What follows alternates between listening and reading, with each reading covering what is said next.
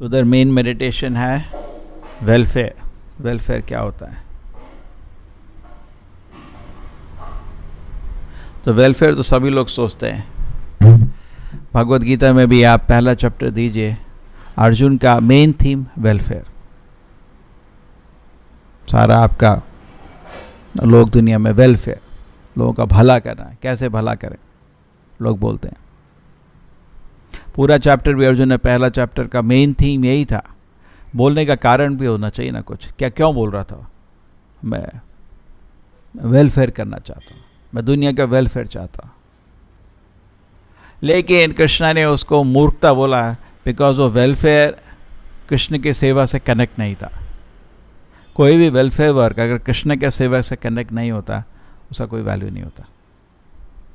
Correct, बहुत कुछ अर्जुन ने बोला, वो वैसा होगा, युद्ध होगा, वैसा होगा, वो वैसा होगा। प्रभुपाद जी एक उदाहरण देते हैं। एक बारी एक बच्चा बहुत बीमार था। प्रभुपाद जी अपने घर के बाहर बैठे थे, उन्होंने देखा पड़ोसी माँ एक अपने बेटे को दनादन मार रही है। को बड़ा अजीब लगा, बच्चा रो रहा है, वो गुस्से से मार रही है। तो अपने जो नौकर को भेजा, जाके पता करो क्या हुआ। तो जाके वो पता करके बोला कि उसका भाई बहुत बीमार था और डॉक्टर ने उसको स्ट्रिक्टली परोठा ये सब हैवी चीज़ खाने से मना किया था। जो सब कोई लीवर का प्रॉब्लम या प्रॉब्लम, वो उसको खाना, कोई सॉलिड चीज़ खाना मना था, उसको खाली सॉफ्ट चीज़ें खाने को बोला गया था। लेकिन मन तो होता है, आपकी बीमारी में बहुत कुछ मना होता है, लेकिन आप तब भी खाने की इच्छा होती है। तो उसकी इच्छा थी, उसने भाई को बोल दिया थोड़ा परोठा लिया, तो उसने किचन से परोठा लेके उसको दे दिया और खा के उसकी तबीयत बहुत ख़राब हो गई थी। तो इसलिए वो तो वेलफेयर करने गया था, लेकिन वेलफेयर के नाम में उसने उसकी तबीयत ख़राब कर दी। समझ गए?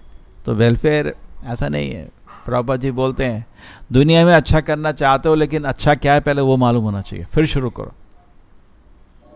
सभी लोग दुनिया में अच्छा करना चाहते हैं, लेकिन अच्छा है क्या? क्या चीज़ अच्छा है ये सोसाइटी को कंप्लीटली मालूम नहीं है। सब लोग, जैसे आप बीमार हैं और मैं डॉक्टर नहीं हूँ और आपको एडवाइस दूँ, मैं आपकी तबीयत ख़राब कर दूँगा, करेक्ट? भाई मेरे को मालूम नहीं है। तो सिमिलरली दुनिया में क्या चीज़ अच्छा है जानना आसान नहीं है। उसी को धर्म बोलते हैं। धर्म मतलब अच्छा एक्टिविटी। धर्मस्य तत्वम निहितम गुहायम। ये चीज़ जो दुनिया के लिए अच्छी है, तर्क अपृष्टहा, विवाद करके कभी नहीं पता चलेगी। श्रुतिया विभिन्नहा, श्रुति से भी कंफ्यूज हो जाओगे, इधर ये लिखा उधर वो लिखा। हाँ, और मुनि के पास जाओगे, हर मुनि का अपना ही मन होता है, मेरे विचार में ये अच्छा है, मेरे विचार में ये अच्छा है। तो आपको कैसे पता लगेगा क्या? धर्मस्य तत्वम निहितम गुहायम महाजनो येन गता सपंतः। एक महान संत को ढूंढो जिसके दिल में धर्म का ज्ञान छुपा हुआ है, उसको मालूम है। इसलिए आप देखिए विदुर ढूंढ रहे थे, किससे पता करें धर्म का ज्ञान? उनको मैत्रेय मिले, उद्धव मिले, उनसे पता किया। हाँ, सबके पास ये ज्ञान नहीं होता, और ना ही ज्ञान होता उसका, उस ज्ञान का दर्शन भी होता है। सो कोई भी वेलफेयर वर्क अगर भगवान की सेवा से कनेक्ट नहीं है, उसका कोई वैल्यू नहीं है। ये एक्चुअली रिवॉल्यूशन है। जनरली आजकल लोगों ने नारे बना रखे हैं, मानव सेवा माधव सेवा, ठीक है। एक कपटी धर्म है, अच्छा लगता है आपको लोगों, भागो उसके पीछे। ऐसा नहीं है। भगवत गीता में भी, भागवत में भी कृष्ण हम डिस्कस कर रहे थे, 6 तरह के धर्म है। 5 तरह के चीटिंग रिलीजन बताए गए हैं। उपधर्मा, छल धर्मा, धर्माभास, कैतव धर्मा, परधर्मा, और हम जो एक्चुअल जो धर्म होता है, वेलफेयर वर्क होता है, उसको क्या बोलते हैं? परोधर्मा। परो सवै पुंसा परोधर्मा यथा भक्ति अधोक्षजे अहितु की अप्रतिहता ये आत्म सुप्रसिद्धति। परोधर्म क्या होता है? जिससे आपको भगवान की तरफ अट्रैक्शन होता है। सवै पुंसा परोधर्मा यथा भक्ति अधोक्षजे, उससे भगवान की तरफ आपको डिवोशन मिलता है। अहेतु की, ये जो धर्म है इसका कोई कॉज नहीं होता। अप्रतिहता, कि बिना किसी ब्रेक के नहीं होता, करेक्ट? ये आत्मा सुप्रसिद्धति, और उसको फॉलो करने से आत्मा तृप्त हो जाती है। इसलिए यह सबसे बड़ा धर्म है। आदमी को पूर्ण तरह संतोष मिलता है जब वो परो धर्म करता है, लेकिन जब वो कैतव धर्म में फंस जाता है 5 वैरायटी के, उसको कभी आत्मा को संतोष नहीं मिलेगा। क्या कहते रहे? उपधर्म, सोशल वर्क, ह्यूमैनिटेरियन वर्क, कभी आत्मा को ना तो आपको संतोष मिलेगा, ना जिसको दे रहे हो उसको संतोष मिलेगा। कह रहे उपधर्म, आजकल उपधर्म बड़ा बैंड बजाते रहते हैं, सारे सोशल नेटवर्क के साइट में उपधर्म का ही बैंड बजता है। हमको अट्रैक्ट नहीं होना चाहिए, ठीक है? हम तो परोधर्म के मार्ग में, इसलिए बोला गया है पीपत भागवत रसमालय। भागवत का रस वो तो स्पिरिचुअल नेक्टर है भाई। हम गुरु के पास प्रभुपाद जी ने क्या दिया? उपधर्म दिया, बात भी नहीं करी। क्या धर्म दिया उन्होंने? परोधर्म दिया। परोधर्म सुन के आत्मा को खुशी मिलती है। इसलिए असत संग त्याग बहुत इंपॉर्टेंट है। कितनी बारी बोलेंगे? ये असत लोगों का सबसे बड़ा चीज़ है, नास्तिक लोगों का सबसे बड़ा चीज़ है वेलफेयर वर्क, लेकिन भक्त के लिए वो कुछ भी नहीं है। भक्त के लिए भक्तिसिद्धांत प्रभुपाद बोलते हैं मंदिर जाने एक बारी घंटी बजाना हजारों भूखों को खाने खिलाने से ही बड़ा है। तो कैसे समझ आएगा नास्तिक लोगों को? तो बिल्कुल समझ नहीं आएगा। क्या बोल रहे हैं साहब जी? ये सब यही भगवान है, यही सब कुछ है। लोग तो ऐसा ही सोचेंगे ना, ठीक है? तो ये इतना ही तो बहुत रिवॉल्यूशनरी स्टेटमेंट हो गया। मतलब कैसे लोग मान सकते हैं इसको? हाँ, तो लेकिन इसके लिए आपको पढ़ना पड़ता है भगवद गीता। हाँ, मेरे को मालूम है भगवद गीता। क्या मालूम है तुम्हें? अर्जुन ने तो इतना बड़ा धर्म बोला था, वेलफेयर वर्क। कृष्ण जी माफ़ कर देते ना कौरवों को? कृष्ण बोला नहीं, माफ़ नहीं करेंगे। दुर्योधन को तुम मारो, मृत्यु दंड दो, वही उसका वेलफेयर है। हैं? मृत्यु दंड उसका वेलफेयर है? कैसे समझ आएगा? लोगों को नहीं समझ आएगा। करेक्ट? बहुत बहुत आसान नहीं है। इसलिए आपको ध्यान से शांत होकर गीता पढ़ना पड़ता है। क्या चीज़ कृष्ण बोल रहे हैं? अर्जुन ने तो नॉन वायलेंस रिकमेंड किया था। चलो राज्य कर रहे हैं, उनको करने दो, ठीक है? हम कहीं किसी तरह जी लेंगे, भीख मांग के जी लेंगे, ठीक है? कृष्ण बोला नहीं, मृत्युदंड, युद्ध। लोग को ये सोचता है वेलफेयर, और कृष्ण जी ने बोला युद्ध, और अर्जुन ने वेलफेयर बोला नॉन वायलेंस। ये तो अर्जुन अच्छा लग रहा है ना साधारण व्यक्ति को? युद्ध जिसमें करोड़ों लोग मरेंगे वही वेलफेयर है दुनिया का, और ये नॉन वायलेंस, अहिंसा सॉल्यूशन नहीं है। कैसे? तो बहुत मुश्किल है समझना। तो वेलफेयर को समझना बहुत आसान नहीं होता है। अहिंसा, भगवद गीता में भी 13 चैप्टर में अहिंसा को दैविक गुण माना गया है, लेकिन कृष्णा ने खुद हिंसा करी। कृष्ण ने तो हर चैप्टर में बोला इसलिए अर्जुन युद्ध करो, मारो इन सबको, और कृष्ण जी बोल रहे अहिंसा तो दैविक गुण है। तो कॉन्ट्रडिक्शन हो गया? नहीं हो गया? नहीं, कॉन्ट्रडिक्शन नहीं हुआ।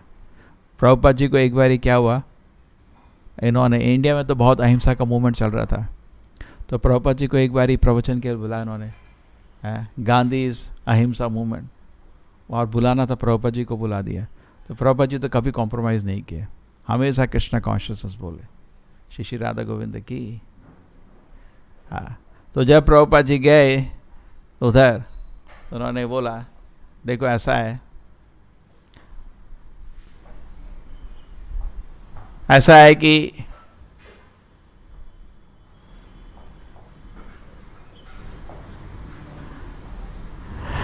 सब भारत में जो भी लोग जन्म करते हैं उनको कृष्णा राम की तरफ आकर्षण है, क्योंकि उनके खून में ही है। करेक्ट? बचपन से उनको यहीं पे कृष्ण जन्म लिए थे, यहीं राम जी जन्म लिए थे, यहीं चैतन्य महाप्रभु आए थे, तो उनको तो बचपन से दिल में भगवान की सेवा का इच्छा है। कोई भी इस पुण्य भूमि में जन्म लिया, लेकिन आप लीडर लोग उनको भगवान की सेवा से दूर ले जा रहे हो। यह है हिंसा। क्या बकवास अहिंसा की डिस्कस करें? यह है अहिंसा। आदमी भगवत सेवा के तले उत्सुक है, और आप उसको राह दिखाने की जगह भगवत सेवा से दूर ले जा रहे हो। यह है हिंसा। क्या हिंसा बकवास बात कर रहे हैं आप लोग? लोग गिल गए। तो हिंसा अहिंसा आत्मा के आधार पे होती है, शरीर के आधार पे नहीं। करेक्ट? तो जो लोग पाप कर्म करें उनको मृत्युदंड देना अहिंसा है, हिंसा नहीं, अहिंसा है। तो कृष्ण ने ये भी नहीं अहिंसा ही करी। हाँ, महाभारत सबको मृत्युदंड दिया। जिन्होंने पाप कर्म करे थे, जो पाप कर्म करने वालों को बचा रहे थे, सबको मृत्युदंड दिया। करेक्ट? वो अहिंसा थी, हिंसा नहीं। हिंसा ये होती है किसी को भगवत गीता सुनने की इच्छा है और आप बोले नहीं बेटा कोई ज़रूरत नहीं, बुढ़ापे में देखना, ये है हिंसा। करेक्ट, यही होता है आजकल, इसको बोलते हैं हिंसा। आप, ये हिंसा होती है। तो वेलफेयर वर्क समझना एक्चुअली देखिए आप बहुत मुश्किल है। सोसाइटी में लोगों को मालूम नहीं है, ठीक है। तो आत्मा को जब भगवान की सेवा में लगता है तो कोई भी वेलफेयर वर्क अगर भगवत सेवा से कनेक्ट नहीं है उसका कोई वैल्यू नहीं है। ना ही वो आपको तृप्त करेगा, ना ही जिसको आप मदद करना चाह रहे हैं उसको तृप्त करेगा। एक बार क्या हुआ था, आंध्र प्रदेश में अकाल पड़ा था, ड्रॉट, कोई खाना नहीं था। प्रभुपाद जी को एक लेटर लिखा हुआ, चीफ सेक्रेटरी ने, जो चीफ मिनिस्टर का चीफ सेक्रेटरी, आप ऐसा करिए, इस्कॉन मूवमेंट तो बहुत विश्व भर का मूवमेंट है, बहुत धनी मूवमेंट है, आप थोड़ा यहाँ पे अन्नदान करिए, हमको मदद करिए, ये वो लिखा था, हम भी आपके साथ आएंगे। प्रभुपाद जी ने बोला देखो क्या है, ये कितना भी पैचवर्क हम करें दूसरा करे, जब तक लोग यज्ञ नहीं करेंगे भगवान उनको नहीं पालेंगे, प्रकृति उनको नहीं पालेंगे, ठीक है। मूल कारण अकाल का क्या है कि लोग भगवत सेवा से दूर जा रहे हैं। तो जितना भी सोसाइटी में हम पैचवर्क के ऊपर पैचवर्क, एडजस्ट के ऊपर एडजस्टमेंट करेंगे, जब तक हम लोगों को भगवान की सेवा में नहीं लाएंगे लोग भूखे ही मरेंगे। एक बारी प्रभुपाद जी को एक आदमी पूछा, स्वामी जी आप प्रवचन में आप द्वैतवादी हैं, आप अद्वैतवादी हैं? तो प्रभुपाद जी ने समझ गए इसका लेवल है नहीं, खाली क्या कहते हैं द्वंद्व करने के लिए ये पूछ रहा है। तो प्रभुपाद जी ने बोला देखो क्या है, द्वैत अद्वैत का इश्यू छोड़ो, जब तक भगवान की सेवा नहीं करोगे भूखे मरोगे। पहले ये समझो, अन्नाद भवति भूतानि पर्जन्य अन्न समवाह, यज्ञनाद भवति पर्जन्य यज्ञ कर्म समुद्भवः।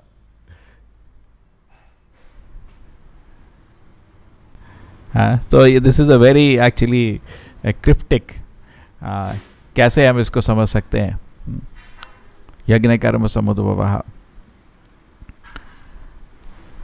सो हमेशा ये तरीका, एक और एग्जाम्पल देना चाह रहे थे पृथु महाराज का।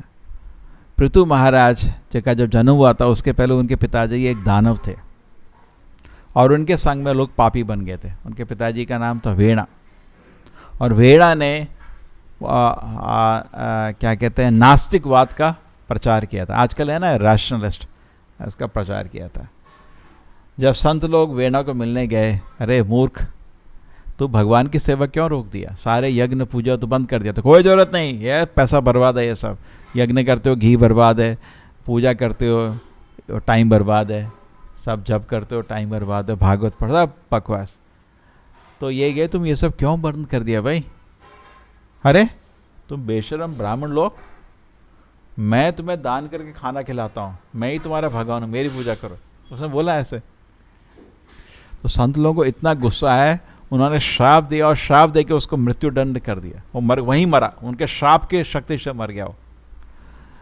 फिर वो मरा, अब ये प्रॉब्लम हो गई, क्योंकि जो भी था राजा तो था और बहुत क्रूर था वो, लेकिन उसके डर से सारे जो, जैसे आपका यूपी बिहार में आजकल नहीं है, कोई लॉ एंड ऑर्डर नहीं है, गुंडा लोग राजा बन के घूमता था, कोशिश कर रहे हैं उनको ठंडा करने की, लेकिन जहाँ लॉ एंड ऑर्डर वीक क्या होता है, हर इलाके में गुंडा राजा बन जाता है। करेक्ट, जब लॉ एंड ऑर्डर स्ट्रांग होता है तो लोग शांति से रहते हैं, लॉ एंड ऑर्डर डिस्टर्ब होता है तो गुंडे राजा बन जाते हैं, सब डिस्टर्ब, तो पूरा सब लोग लूट मचार शुरू हो गई। जो सभ्य लोग थे शांति से नहीं रह पा रहे थे। जब गवर्नमेंट कोलैप्स होती है, जो दानवी प्रकृति के लोग हैं वो सब लोगों को डिस्टर्ब करना शुरू करते हैं, तो गवर्नमेंट नहीं है ना, चोरी कर सकते हैं, ये कर सकते हैं, कुछ है ही नहीं अभी। तो गवर्नमेंट के किंग के कोलैप्स होने पे, मरने से सारे चोर उचक्के सबको डिस्टर्ब करने लग गए, कोई है इनको दंड देने वाला। तो उस समय संत लोगों ने, यार अब क्या करें यार, हमने तो उसको मार दिया, एटलीस्ट कुछ तो कर रहा था। तो उन्होंने बोला ऐसा करते हैं, उससे उन्होंने, ये अद्भुत है कैसे उन्होंने किया, उसके शरीर से उन्होंने एक बच्चा पैदा किया, 2 बच्चे पैदा किया था, पहले एक बच्चा पैदा किया, उसका नाम क्या था, उसको उन्होंने भेज दिया निषाद। फिर उसके बाद उन्होंने एक और बच्चा पैदा किया, वो भगवान का ही अवतार था, उसका नाम था पृथु प्रभु। वो अपनी बीवी के साथ पैदा हुए, पूरे रेडी राजा के लिए, छोटे बच्चे के रूप नहीं, पूरा भगवान का अवतार उन्होंने उस शरीर से प्रकट किया। अद्भुत है कैसे किया। आजकल बात कर रहे हैं मृत शरीर से भी हम लोग जीव पैदा कर सकते हैं, बात कर रहे हैं, लेकिन उन्होंने किया था। टेक्नोलॉजी उन्होंने नहीं लिखी है। उसके बाद क्या हुआ कि वो जो राजा आया पृथु महाराज, भगवान का ही अवतार थे, सुंदर राज कर रहे थे, सब कुछ कर रहे थे, लेकिन उनके पास पब्लिक आई भूखी, खाना नहीं है, खाना नहीं है। तो उनको बड़ा गुस्सा आया और उन्होंने अपना बाण निकाला और भूदेवी को बोला तुम मेरे बच्चों को नहीं खिलाओगे मैं तुम्हें मार दूंगा। तो भूदेवी कृपा लेने के लिए उनके गाय के रूप में भागे, बिकॉज वैदिक कल्चर में गाय का वध नहीं होता कभी भी। तो वो गाय का रूप ली, तभी उन्होंने बोला नहीं तेरे को तब मार के भूखे मर रहे हैं लोग। तो गाय ने उड़ना शुरू किया इधर उधर पूरे ब्रह्मांड में और ये बाण लेके पीछे। तो फिर फाइनली वो रुकी, बोली ऐसा है आपके लोग पापी हैं, मेरे को खाना खिलाने का उनको मन नहीं करता। करेक्ट। तो अगर लोग अधर्मी बन जाएंगे, अगर लोग भगवान की सेवा से दूर चले जाएंगे, तो उनको भगवान भी चाहेंगे तो प्रकृति नहीं खिलाएगी खाना। आप समझ, प्रभु इसका निष्कर्ष निकालते हैं। क्योंकि जैसे जेल में लोग हैं वो सुधर ही नहीं रहे, उल्टा सीधा कर रहे हैं काम, जेल के अंदर लड़ रहे हैं, ये सब मारपीट कर रहे हैं, दारू पी रहे हैं, तो जो जेलर है उसको उनको खाना खिलाने का मन नहीं करता। करेक्ट। क्योंकि जेल का जो पर्पज़ है वो फुलफिल नहीं हो रहा है। तो इस जगत में लोग सोचते हैं बड़ा बड़ा चीज़ करने आए हैं, मेन चीज़ हम इधर आए एक अच्छा भक्त बनने, और भक्त बन के वैकुंठ धाम हमको वापस जाना है। इसीलिए हम इस दुनिया में आए हैं, ट्रेनिंग के लिए, रिफॉर्मेशन के लिए, रिहैबिलिटेशन के लिए। तो इस चीज़ में अगर आप पार्टिसिपेट करेंगे, ये ही सबसे बड़ा वेलफेयर वर्क है। इसलिए भगवत गीता में कृष्ण जी क्या बोलते हैं, न तस्मात् मनुष्येषु कश्चित् मे प्रिय कृतमः। मेरा कोई भी प्रिय नहीं है इसके अलावा जो गीता का प्रचार करता है। तो सबसे बड़ा वेलफेयर वर्क है अगर आप भगवान का नाम या भगवान का ज्ञान पब्लिक में ले जाते हैं, उससे बड़ा वेलफेयर वर्क नहीं है। कह रहे, उससे बड़ा वेलफेयर वर्क कोई नहीं है, सबसे बड़ा वेलफेयर वर्क है। तो इसको समझने की कोशिश करिए कि कैसे यही सबसे बड़ा वेलफेयर वर्क है। और ये थोड़ा जो नास्तिक लोग हैं उनको बहुत मुश्किल है, समझ नहीं आएगा क्या बोल रहे हैं स्वामी जी, यही है, मैं यही मेरे, हाँ ठीक है तुमको करो ये। भगवत गीता में भी कृष्ण जी ने 4 लेवल देते हैं, बोलते हैं अगर कर सकते हो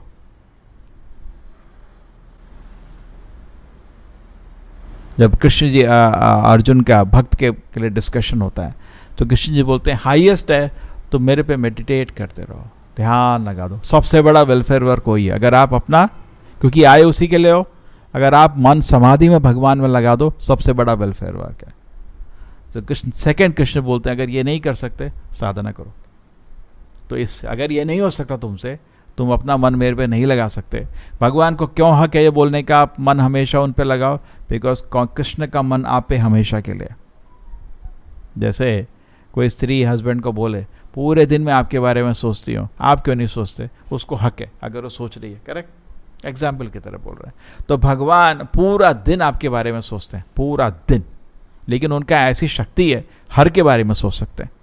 पूरा दिन सोचते हैं क्या कर रहा है वो, क्या कर रहा है, पूरा दिन सोच रहे हैं क्या सोच रहा है वो, क्या कर रहा है, उसका क्या करें। 24 घंटे, जैसे भगवान 16,000 एक्सपेंशन करके हर उनकी 16,108 बीवियाँ थी, हर के पैलेस में भगवान हर दिन थे। करें, और हर को ऐसा लगता था कि भगवान हैंडपैक्ड हस्बैंड है। हैंडपैक्ड मतलब बाहर ही नहीं जाते, मेरे ही गुलाम जैसे हैं, ऐसा भगवान ने उनको सुख दिया था। एक्चुअली भगवान किसी के हैंडपैक्ड नहीं। तो सेम वे भगवान सबके दिल में परमात्मा के रूप में वास करते हैं। अलग अलग सबके दिल में एक्सपेंशन है। और परमात्मा क्या कर रहा है, क्या कर रहा है, परमात्मा का काम क्या है। हर के दिल में परमात्मा का अवतार है नहीं है, क्या कर रहा है परमात्मा आपके दिल में, आप क्या कर रहे हो, 24 घंटे आपके बारे में सोच रहा है। कैसे सोच रहा है, सुहृदम सर्वभूतानां, एक बहुत अच्छे मित्र के रूप में। सर्वशक्तिमान है भगवान, ऐसा नहीं क्योंकि शक्ति नहीं है, खाली बैठे आपके हित के लिए। बहुत लोग हैं आपके लिए हित के लिए सोचते हैं लेकिन आपके लिए कुछ नहीं कर सकते। करेक्ट, बहुत लोग हैं ऐसे, लेकिन भगवान आपके दिल में आपके हित के लिए सोच रहे हैं और सर्वशक्तिमान है 24 घंटे। लेकिन आप वो शिक्षा भी दी है, दिल से भी ज्ञान दे रहे हैं, बाहर से भी ज्ञान दे रहे हैं, करेक्ट। सबसे बड़े गुरु वही है, चैत्य गुरु, और बाहर से भी आपके लिए गुरु के रूप में आते हैं, उसको बोलते हैं दीक्षा गुरु, शिक्षा गुरु। चारों तरफ से भगवान आपको ज्ञान देने की कोशिश कर रहे हैं, ठीक है। तो और आपका पूरा सिचुएशन उनका कंट्रोल में है, आपका दिन का सिचुएशन, आपका रात का सिचुएशन, पूरा सिचुएशन का कंट्रोल में है, ठीक है, ऐसा है। और पूरे टाइम आपका वेलफेयर वर्क भगवान सोच रहे हैं,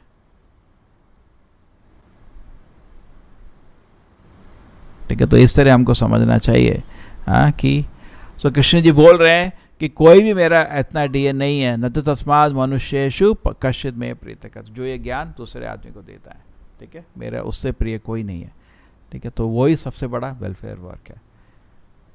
तो भागवत में हमारा सिचुएशन आया है कि ब्रह्मा के पास देवता गए, देवता लोगों ने गड़बड़ करा, उनके जो चीफ थे इंद्र, उसकी वजह से सारे देवता डिस्टर्ब है, करें।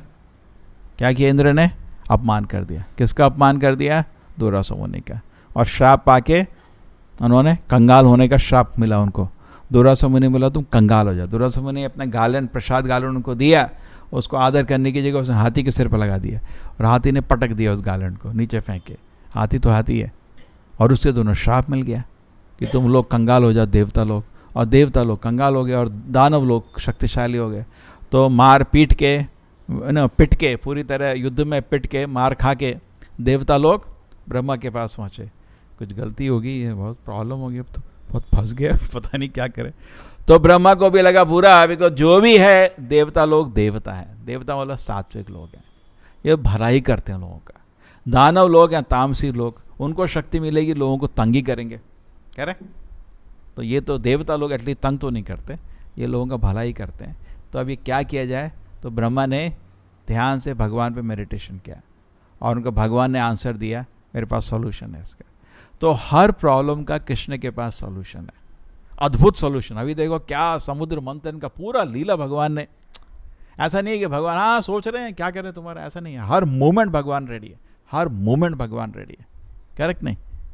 क्षण में भगवान रेडी हो जाते हैं प्लान से, ऐसा कभी नहीं सोचना चाहिए। जैसे भगवान ब्रह्मा को अभी भगवान दिख नहीं रहे, तभी ध्यान से बैठ के भगवान का स्मरण किया, दिल में तो भगवान सभी के हैं। और वैसे ही भगवान वैकुंठ धाम में है, क्षीरोदक्ष विष्णु इस ब्रह्मांड में भी अपने क्षीर ओशन में है, भगवान सब जगह, एक एक कण में भगवान है। तो ऐसा नहीं है कि कोई लिमिटेशन है, उनको मालूम नहीं है। आपको अगर मन है तो आप उनको ब्रह्मा की तरह, जैसे मेरे को मालूम नहीं है मेरे आगे माइक है, दिख नहीं रहा मेरे को, लेकिन मैं शास्त्र के अनुसार ये मान लूँ कि मेरे आगे माइक है, और या आप लोग मेरे को ज्ञान दें, मैं गया छू गया ना, दिखा ना, मेरे को एक्सपीरियंस आ गया। तो सिमिलर शास्त्र के अनुसार ये मान लीजिए कि दिल में आपके परमात्मा है, हर कण में परमात्मा है, भगवान वैकुंठ धाम में है, क्षीरा ओशन में है, और आप प्रार्थना करिए। भगवान अच्छा भक्त बनने की तो इच्छा थी, लेकिन क्या करें, तो इमीडिएट काम शुरू हो जाता है। और ऐसा काम देखो कितना अद्भुत लीला भगवान ने किया, कोई लिमिटेशन है भगवान के लिए? इतना अद्भुत, पहले देवता लोग के लिए उन्होंने वो हम वामन के रूप में आए, इतना अद्भुत लीला किया। तो भगवान को कोई वो तरीका ढूंढ लेते हैं, तो इसलिए भी भगवान का तो प्लान ऑलरेडी चल रहा है। ऐसा नहीं कि भगवान के कंट्रोल से चीज़ें बाहर निकल गई हैं, पूरा ब्रह्मांड उनके कंट्रोल में, एक एक व्यक्ति उनके कंट्रोल में है, ठीक है। तो इसलिए अपनी तरफ से हमने, हमारा मेन चीज़ होना चाहिए, भगवान को प्रार्थना करें, जिससे ब्रह्मा ने किया। अब उनका उत्तर इमीडिएटली ब्रह्मा को मिल गया, भगवान का ब्रह्मा से डायरेक्ट कांटेक्ट है। तो जैसे ही ब्रह्मा को आंसर मिला, खुश हो गया, उनका फेस ब्राइट हो गया। हाँ, बोला फिक्र नहीं करो, भगवान कुछ प्लान कर रहे हैं अभी, तुम आप उसमें पार्टिसिपेट करो। तो ठीक है।